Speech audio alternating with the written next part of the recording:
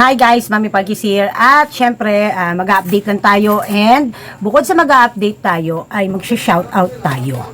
No? So, I'm inviting you guys to watch my uploaded reels ng Asora entry ng Mami Park.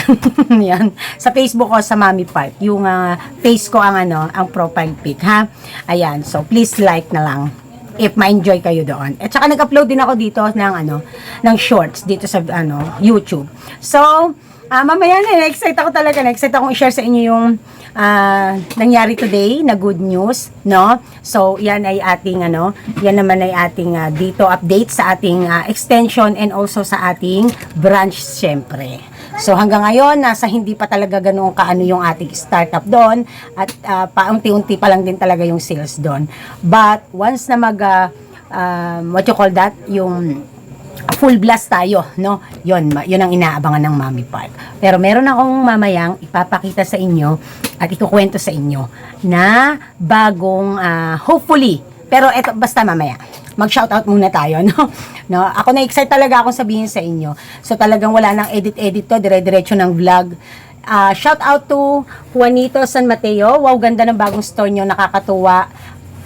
Kami naman, Mami, nadagdag na puhunan namin dati, 3K lang. Ngayon, 15K na kasi nakaani na kami sa bukid namin. Thanks God at naka-80 kaban ang inani ng palay namin. Nakabayad ng utang at may natira pa. Congratulations to Sir Juanito Mateo 5574. Kasama na ang kanyang may bahay. Sila po ay mga senior citizens, tindero-tindera. So nakakatuwa kasi one of the source of income nila is farming, mga pagtatanim. So kaya nakakatuwa na malaman na ang kanilang store din na additional income nila or extra income, extra income and additional income na rin siguro is nasa 15K na ang nilalaman ng kanilang tindahan, ng kanilang puhunan. So isang milestone yan sa inyong tindahan, Sir Juanito, and maraming salamat po for always staying tuned in my channel. Ayan. Ricky Nuevo, maganda ang love story ng father mo, Mami Park. Thank you for shout out. Teresita Baron, thanks sa shout out, Mami Park. Ellen Pilar, Mami Park always watching sa journey ng new store. Love you. Love you too, love you three, love you everybody. Malu Aguirre 5825, sabi niya, mas bago sa'yo ang brilliant makinang. Kami rin po mag-asawa, nagtutulungan, mahirap yung asawa mo or partner mo ay walang interest sa negosyo. Pero napakikinabangan ng family ang kita nito. Kami po, we see to it na nakikita ka talaga sa papasukin na business ko. We're investing not just money but yung pagod ng katawan. Kung di naman makakasustain ang kikitain, focus na lang kami to improve existing business. Happy selling po. No, yan ang maganda. Yun yung dapat na target natin. So, brilliant, 'di ba kasi si Glenda, pinakamakinang, yung ganun-ganun nila, 'di ba? Tapos 'di ba si Rosmar, pinakamalakas, mga ganyan. So anyways, tulad ng sabi ko last time, ay siguro nandun na ako sa level ng maturity when it comes to business, no? Hindi na tayo yung basta magpuputyo-putyo na lang. Flor de Liza Abogado 429, masarap siguro ang may nanay at tatay pa. Kaso bata pa ako, wala na sila. No? Sorry po, Ma'am Flor, but ang importante ay buhay tayo at maayos tayo. No? Yun na lang lagi ang ating isipin. Ilayo ko nga ng konti guys ang ating mahiwagang At sabi din niya ay maganda ang love story ng papa mo. Ayan, yun yung first love ni tatay, ng aking biological father na sumalangit nawa. Okay? So, MJOFW2899, singer na, writer pa pala.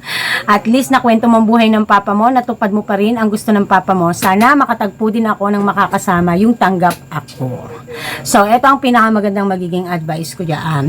We don't have to please everybody or anyone to like us, to love us. Kasi, importante unahin natin yung sarili natin na mahalin. Kasi, kung hindi rin lang naman tayo magiging worth para doon sa taong mahal natin, sa panahon ngayon, parang ganito niya. Kung noon talagang mas nananaig ang pag-ibig, ngayon, mas nananaig dapat ang pag-ibig at kabuhayan. Yung kaya din tayong buhayin. Well, maganda rin na kung ang isa ay down, tutulungan ng isa. But, kung sa case mo, na kung single mother ka, kung solo parent ka, ganyan, I think, siyempre, Ika nga sabi nila, wag mo nang wag ka nang pumili pa ng taong parang ipupukpok mo lang rin. Yung kumuha ka ng bato na ipupukpok mo rin lang sa ulo mo, no? Ganyan. So ako talaga, I have so much lesson learned sa mga past ko. Kaya naman ngayon, no, makatagpo ako ng taong talagang matured at maunawain, very supportive. Ako din ganon, no? Sa may pera o wala, basta importante, tinutulungan ako, sinusuportahan ako, nagtutulungan. Yun naman ang dapat, no? So, it's totally okay to be single or to be alone, no? Kasi pwede ka namang maging alone but happy, no? Hindi lahat ng alone ay malungkot. Meron talagang mga tao na gusto lang talaga mas better off to be alone, parang ganon, no? So, Ma'am MJ OFW, ingat-ingat po, and I do hope na makamit mo ang mga pangarap mo sa buhay. Ayan. Christian, asa na yun? Christian Dumaliyang 5718, I want to put up my store pag for good ko din. Mami Park watching here in Holy Land. Ajay, Holy Land na saman. Nako, napapaso ako, charot. Thank you everybody, no? Maraming salamat po. So, ano nga ba ang latest? So, today, alam nyo po, kahapon lang yata. Kahapon lang o nung isang araw, nag-apply po ako ng charararan, charararan. Ano yan? Ang pangarap kong brand ng ice cream na matagal ko nang gustong magkaroon pero hindi ko magawa dahil meron akong malapit dito sa aming dito sa aming store. So, kaya naman, dahil doon sa branch natin ay wala tayong mga katabi. So, syempre, maaprubahan tayo. Ayan. So, magiging ano lang to kapag ka-deliver na nila kasi sa sa May 13 ay pina-schedule ko ng i-deliver. At ito ay ilalagay doon sa katabi ni Ace Ice Cream doon sa kabilang store. Ngayon, para sa mga naghahanap ng ahente at di na kayo mahirapan na fill the pass sa website, I'm going to give the contact information ng aking agent na humawak sa akin kapag na-deliver na ang aking Selecta Ice Cream. Okay? So, ayan. Yan ang isa sa pinakamagandang nagkaroon tayo ng achievement. I do hope, no? Yun na hinihintay ko na lang. Matagal ko na talagang gustong magkaroon din ng Selecta. It's just that hindi ako po pwede kasi nga, actually, si Ace dapat Selecta yan. Dahil nga may Selecta sa classmate natin, hindi ko nagawa.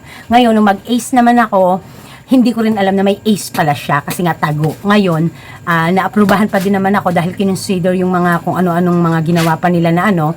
And so, magkakaroon pa rin din tayo ng Selecta. Hindi pa huli ang lahat dahil dun siya ipupwesto sa atin. Pinuntahan na ako kanina. So, kaya I am going to tell you guys or to share you the information sa mga nagnanais maging Selecta franchiser, sa mga Selecta reseller, ay bibigay ko po ang contact info ng aking agent nang di na kayo mahirapan. Ganyan kabait at ka-generous ang Mami Park sa ahente. Once na tayo ay madeliveran na, kasi i-vlog natin yan. Yung journey natin na yan, okay? So, si Ace Ice Cream doon kay Lola Park, by hook or by crook, kung mapoprovide na kasi wala pa rin yung may-ari para makagawa ng outlet. But nagpapaschedule na ako ng worth 7,000 na package C ni Ace Ice Cream para kay Lola Park, no? Sa Tuesday yata yun. So soon si Lola Park nyo ay magkakaroon na ng mga ice cream at bongga pa ang kanyang kine-carry na mga brands. Okay, so yun ang ating for today's video, ang ating ganap at ang ating update. At syempre, papakita ko din dyan sa video ang update sa ating store extension, no? Isama na natin ang ating ang ating update ngayon para isahang vlog na lang. Okay? So, yun lang. So, this is Mami Park and this is Team Park. Nagsasabing, Tindera is my proud career. Fighting! Bye! Ayan, guys. Finally, ang pangarap ng Mami Park. Selecta! Sinisiay na tayo. So, si Sir Jan, Sir Jan, MJ. MJ, bibigay ko ang contact info ni Sir MJ, buong Bulacan, humanda na. Hindi na kayo mahihirapan sa agent ng Selecta. Dumirekta na kayo. Kasi ako nag-fill up pa ako sa website para lang mapuntahan ako dito. Dahil dyan, dahil sa mga subscriber ni Mami Park, bibigay ko na sa inyo ng direkta. Ayan. So, hindi naman kayo magtitindahan sa tabi ko, di ba? So, pwede ko bigay sa agent. Ayan, guys. Inaano na tayo. So, finally, ito yung pinakamatagal na nating pinapangarap na magkaroon tayo ng Selecta. Para pag tuwing every time magkaka-branch tayo, matik nakikerry na natin yung mga ice cream brand na kinikerry natin. Yan. Excited ako, guys! Tapos, kukuhanan natin, guys, yung pagpapababa natin, maybe ipaplano ko kung by next week. Basta kasi ang busy ng Mami Park kasi naglilinis na tayo sa extension natin sa kabila, sa main. No? So for now, mag-fill up muna ako and ngayon pa lang at saka sa mga susunod, every time na mag-vlog ako about Selecta, ibibigay ko po ang contact info ng ating agent dito. So, Santa Maria, Bukawe, Buong Bulacan, humanda na kayo. Ibibigay ni Mami Park ang contact info ni Selecta. Nakaka-excite. Saan tumutulog? Sa kulay orange mismo. Sa kulay orange. Ah, okay. Ang lakas. Ang tulog talaga ito. Kaya nga. Kaya pala may tubig pa rin kahapon. Imbis na datuyo.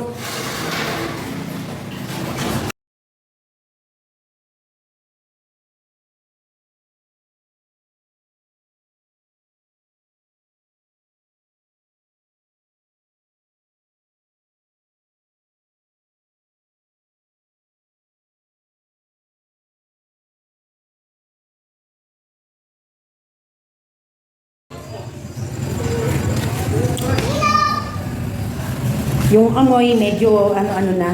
Siguro hanggang sa mano. Ito lang po kasi problema namin ngayon. Tapos, aanihin po kasi ito pipinturahan, ipupuli ano. Yan, kinutkot na yan guys, kinutkot. Kasi napakaitim. Kasi dati nagtinda dito ay manok. So ganito siya, kapag nandiyan ka, ang baba lang ng ano dito. May salamin.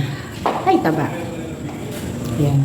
So ang bala kasi dito, lalagay ko yung dishwashing, dining. Dito lalagyan na yan ng shelves. Ito lalagyan ng screen. Tapos, lalagay ng bigas, soft drinks, elaborate na.